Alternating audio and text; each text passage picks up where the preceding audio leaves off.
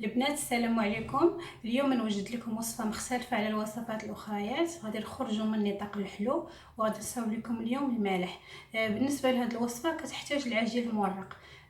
نوريكم طريقه مبسطه باش تصاوبوا هذا العجين. بالنسبه للمقادير كنحتاجوا 500 غرام ديال الدقيق، غنحتاجوا 20 غرام ديال السكر، غنحتاجوا 5 غرام ديال الملح. وبالنسبه للماء كنحتاجوا من 250 غرام حتى 300 غرام ديال الماء على حسب نوعيه الدقيق. 40 غرام ديال الزبده و250 غرام زبده ديال التوراق. بالنسبه للحشوه كنحتاجوا 3 الفلفلات، الحجم ديالهم كيكون متوسط، كتقطع على هذا الشكل. كنحيدوا اللب ديالها كنقطعوا على شكل جوليان. تقريبا الطول ديالها من 5 حتى 6 سنتيم والعرض ديالها كيكون 1 سنتيم. كنحتاجوا حك ديال الطون كيكون مسقطر من الزيت ومفرتت. كنحتاجوا الفرماج حمر يكون غابي. بالنسبه للتوابل كنحتاجوا شويه الابزار، شويه السكينجبير، شويه الملح، جوج ريوس ديال الثوم يكونوا محكوكين. كنحتاجوا شويه الزيت فاش نشحروا هاد الفلفله. غادي نحتاجوا بالنسبه للتزيين غادي نحتاجوا الطوماط سوريز. غادي نحتاجوا البافو. بالنسبه للفلفله طريقه الشحار ديالها غادي ناخذوا مقله، غادي نسخنوها مزيان، غادي نديروا لها شويه الزيت ونلوحوا الفلفله اللي عندنا، وغادي نزيدوا لها التوابل اللي ذكرت من قبل، البزار وسكينجبير والثومه وشويه الملح. وغادي نشدوا شويه الزعتر ولا الزعتر غادي نلوحهم حتى هما مع المقادير اللي عندنا، وغادي نخليوها تتصوطا مزيان طيح شويه ونحيدوها. بالنسبه لتحضير العجين ديالنا كيف ما كتشوفوا حنا خدنا الدقيق، غنزيدوا ليه السكر، شويه الملح، هذيك 40 غرام ديال الزبده غنرملوا بها الدقيق،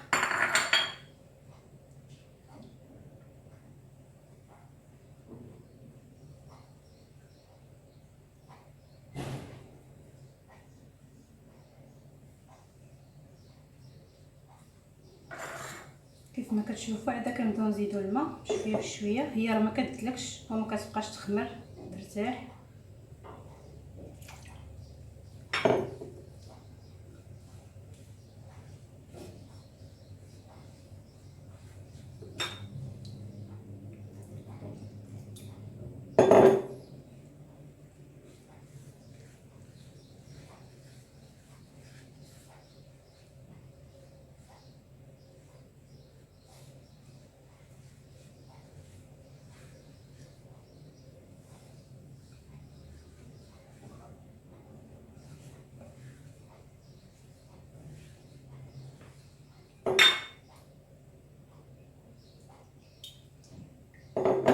العجينه ديالنا ما خصهاش تكون مرخوفه.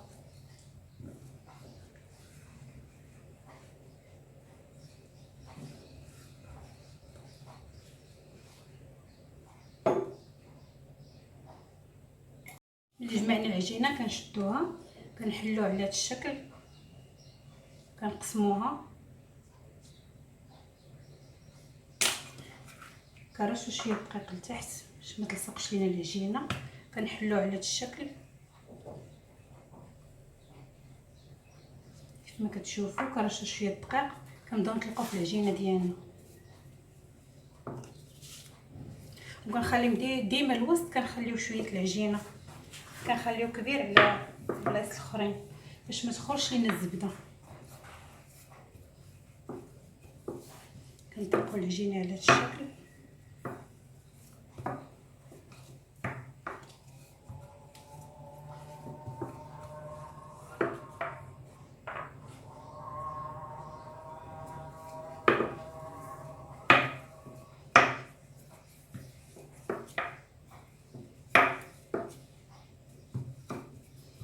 كيف ما قلت لكم كنشدو الزبده ديالنا كنضربوها بالمدلك،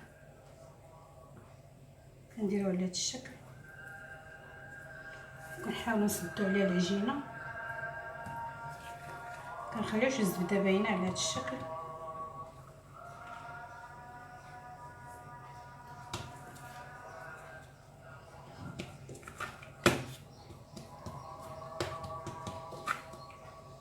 كنرشوا شويه الدقيق وكنبداو نطلقوا في العجينه ديالنا.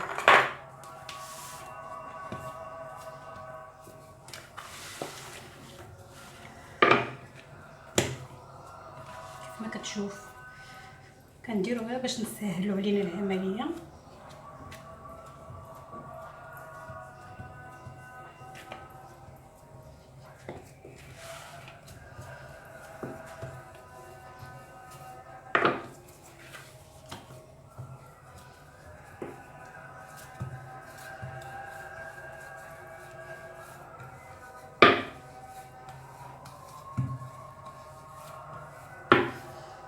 انا غادي ندير هنايا غير اللي توغ دوبل حيت ما عنديش الوقت. بالنسبه للتوغ دوبل كنديروا 3 دورات ولا 3 طلقات. كنطلقوا الطلقه الاولى ما محسوباش. نوريكم الطريقه. ملي كنطلقوا الطلقه الاولى كندخلوه الثلاجه مده 15 دقيقه، ولكن الزربانين كندخلوه المجمد مده 7 دقائق.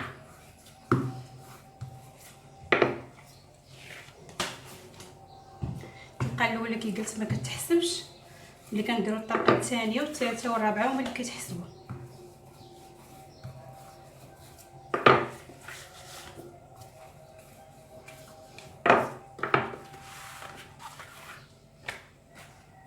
بالنسبه لي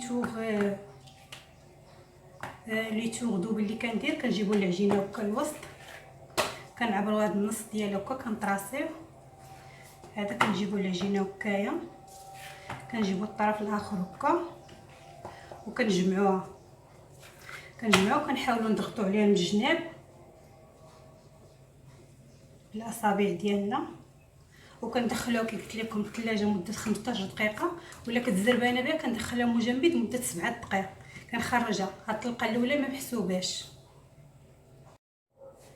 كيف ما كتشوفوا من بعد ما خرجت العجينه من الثلاجه وكملت لها كاع لي توغ ديالها، دابا غادي نطلقها الطلقه الاخرى على شكل كاري باش نبدا ناخذ الاشكال اللي بغيت.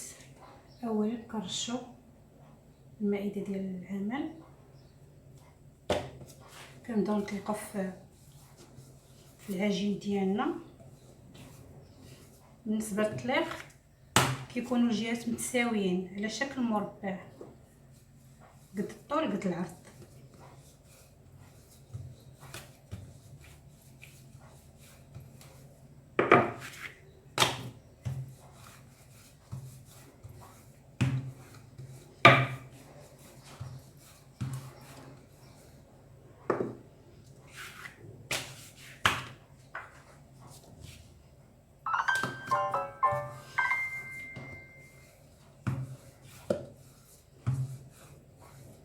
دائما كي قلت لكم كنرشوا طاوله العمل.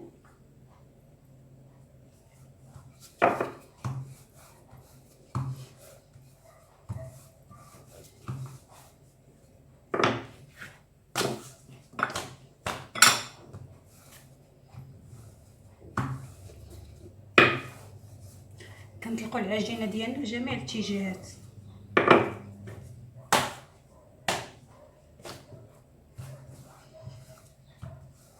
وبالنسبه للحجم اللي خصنا نخليوه من 1 حتى 1.5 سنتيم، ما كنرققوش بزاف وما كتبقاش غليظه بزاف.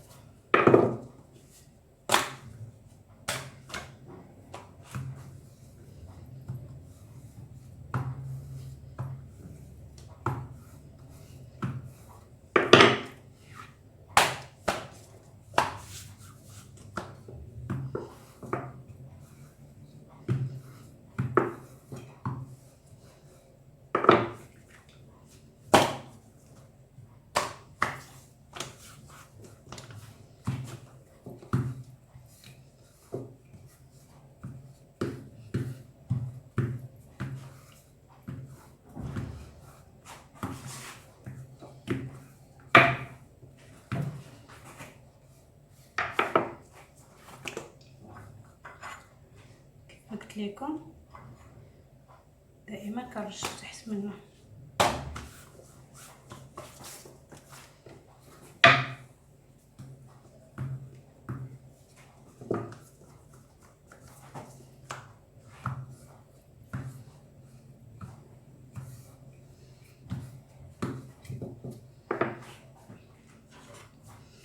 هناخذ الطرف الاول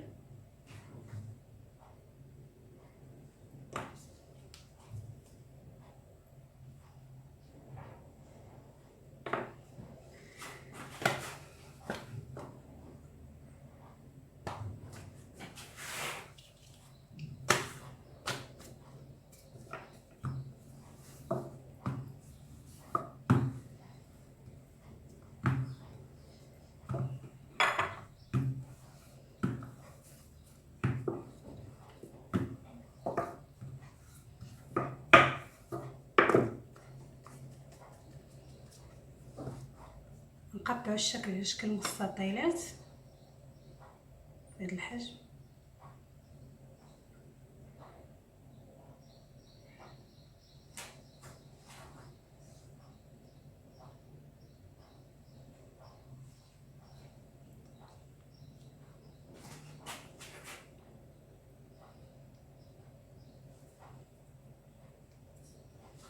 يكونوا متساويين تشوفوا مزيان. كنتمنى يكون بين لكم الفيديو. كناخذوا على هذا الشكل.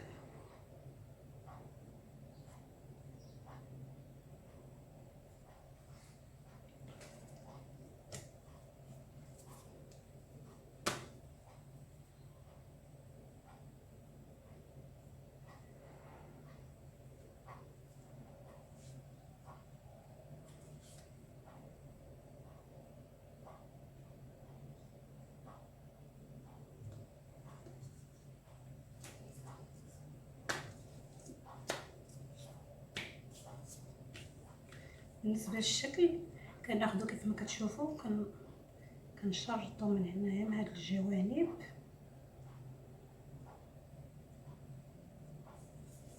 الشرطات اللي درنا هنا نديروا قدهم هنايا 1 2 3 4 5 6 7. اذا انه تنديروا 7 الشرطات.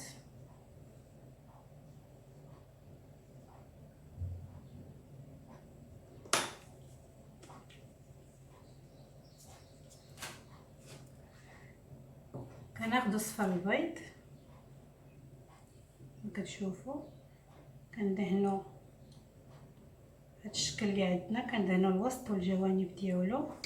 كناخذوا الحشوه ديالنا، كنديروا شويه فلفله،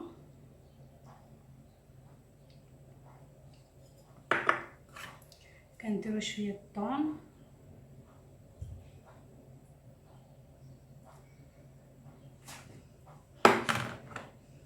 كنديروا شويه الفرماج احمر غابي،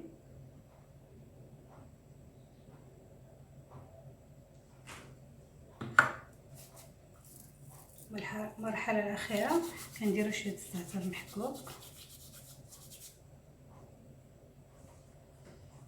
غادي نبداو نصاوبوا الشكل ديالنا على شكل ضفيره على هذا الشكل.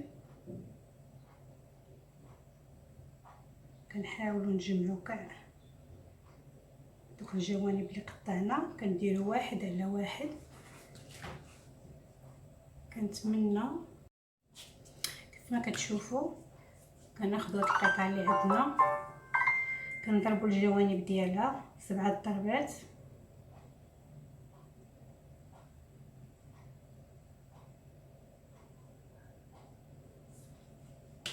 الجهه المقابله على نفس العدد.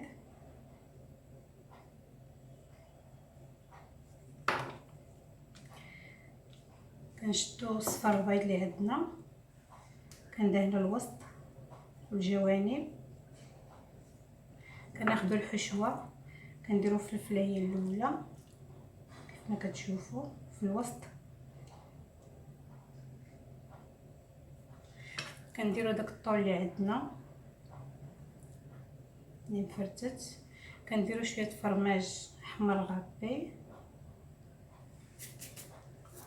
كنديروا شويه الزعتر النسمه. من بعد كنبداو نجمعوا في هاد الضفيره، كنجيبوا هاد الطرف كنديروا عليه الطرف الاخر على هاد الشكل كيف ما كتشوفوا. الا كانوا هادو ما واسعينش كنقدروا نزيدوا فيهم باش نتمكنوا في الاطراف. كنبداو نجمعوا على هاد الشكل على هاد الشكل كيف ما قلت لكم. الاطراف كنقدروا نوسعوهم الا كانوا ضيقين. كنجمعوا على الشكل.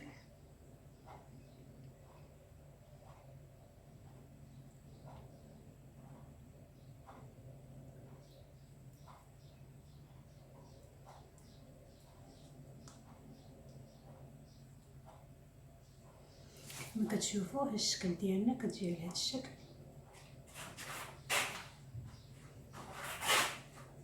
نفس العمليه كنضربوا الجوانب ديال العجين، قطعه العجين اللي عندنا.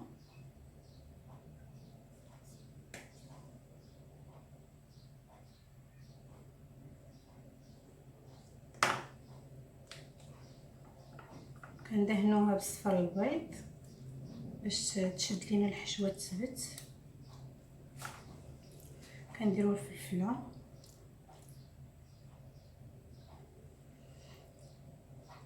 كنديروا شويه الثوم، كنديروا فرماج احمر محكوك، كنديروا شويه الزعتر،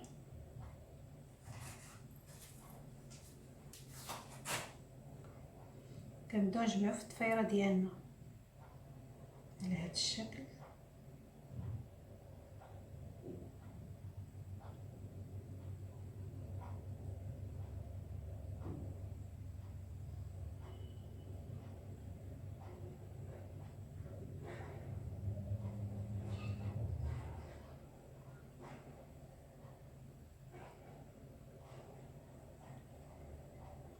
كما كتشوفوا هذا الشكل ديالها.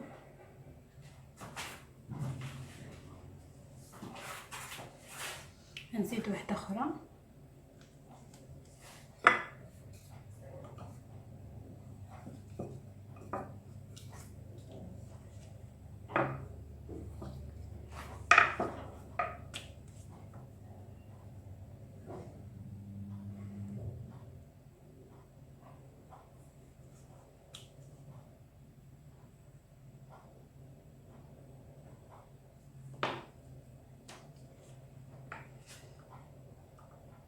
كندهنوها بصفر البيض،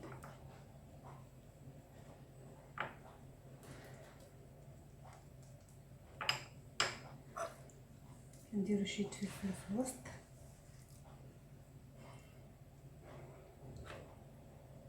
كنديروا الثوم، كنديروا فرماج، كنديروا الزعتر، كنبداو نجمعوا في الاطراف ديال هذا الشكل اللي هذا، نديروا على هذا الشكل.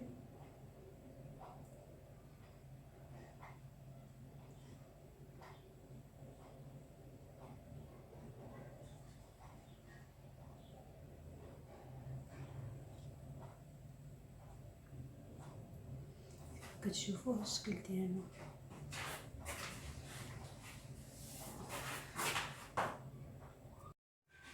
من بعد ما درت الشكل الاول غندير لكم الشكل الثاني. كناخذوا سكين يكون حاد، كنضربوا الجوانب ديال هاد المربع اللي عندنا، كنضربوا هاد الجوانب، كيبقاو جوج ديال الاطراف مشدودين وجوج الاطراف محلولين. نوريكم الطريقه.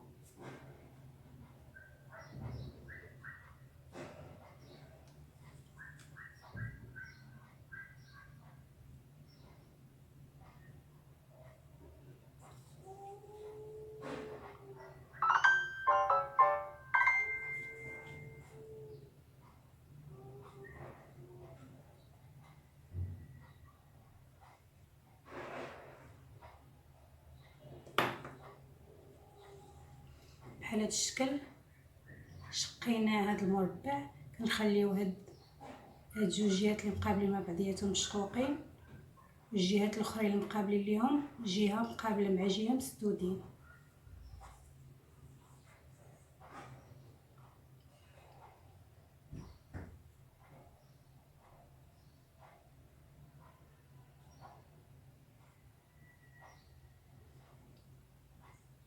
كنخالفوا دوك الجوانب اللي عندنا على هذا الشكل، والوسط كنديروا الحشوه اللي عندنا.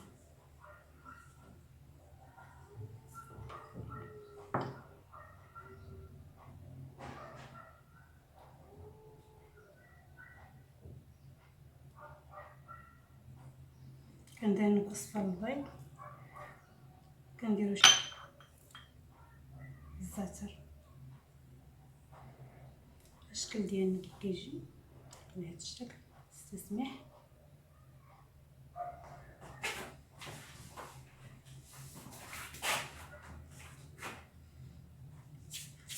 غنساو وحده اخرى، كناخذوا قطعه على هذا الشكل مربع، ماشي بحال الشكل الاول خدناه مستطيل حيت كيجي على شكل سهوله.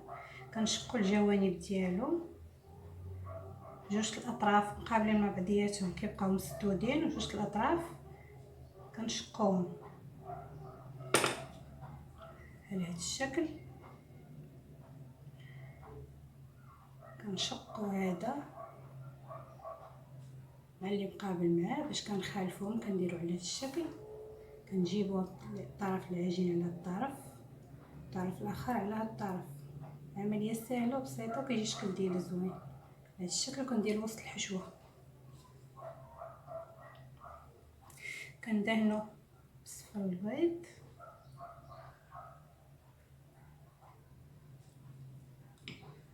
كنديرو الفلفله ديالنا، كنديرو الثوم، كنديرو فرماج احمر، كنرشوه بالزعتر. كتجي على هذا الشكل.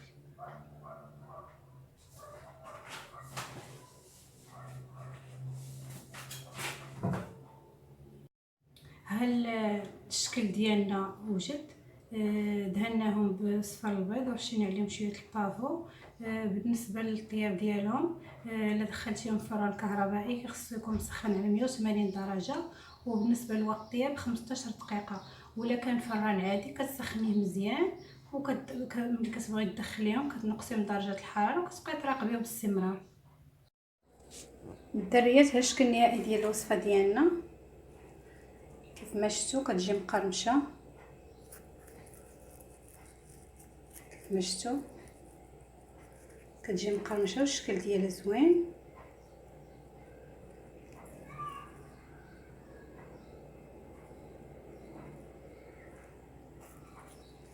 هذا بالنسبه للشكل الاول على شكل ضفيره. هذا بالنسبه للشكل الثاني حتى هي كيجي الشكل ديالها زوين وراقي، شي حاجه زوينه. كنتمنى تعجبكم الوصفه وتجربوها، وتجربوا طريقه تحضير العجين المورق، راها ناجحه 100% وعلى ضمانتي. كتجي العجينه ديالها مقرمشه وكتعطي نتيجه زوينه. كنتمنى يعجبكم هذا الفيديو وتشاركوا مع الاصدقاء ديالكم والعائله، وديروا ابونمون للقناه ديالي باش تشجعوني على الاستمراريه، وكذلك يوصلكم كل جديد ان شاء الله. بسلامه.